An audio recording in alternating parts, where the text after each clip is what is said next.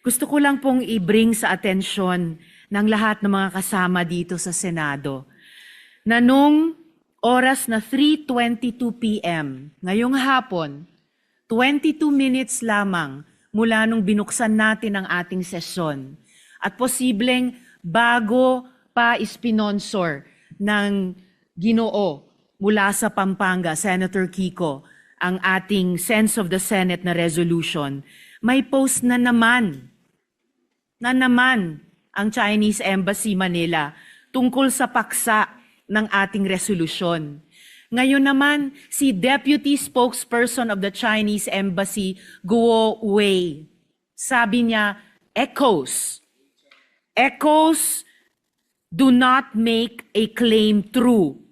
What matters is whether the argument stands up to scrutiny, not how many voices repeat it.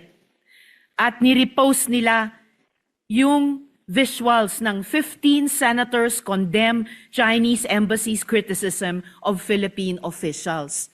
Na ang ibig sabihin ng unang linya ng post ni Deputy Spokesperson of the Chinese Embassy Manila, Guo Wei, gaya-gaya lang tayo sa isa't isa, tayong lahat na pumirma so far sa resolusyon.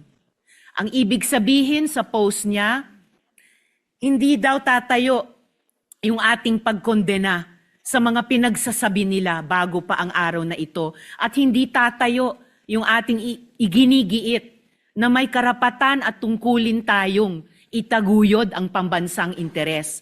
At minamaliit niya na halos 2/3 ng Senado ay pumirma nitong resolusyon.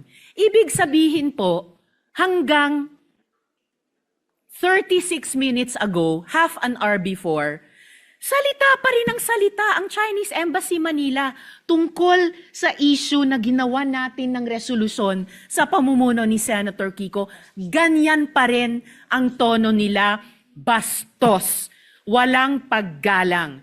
At gusto pa rin nila sila ang masusunod. Hindi lang sa dagat ng Pilipinas, hindi lang sa social media ng Pilipinas, pati sa Senado ng Pilipinas. Kaya saganang akin lamang po, Mr. President at mga kasama, yang ganyang consistent na pambabastos, walang pagrespeto, napaka-undiplomatic na stance, saganang akin lamang po, ay lalong nagbibigay ng urgency na maaprubahan ang ating resolusyon.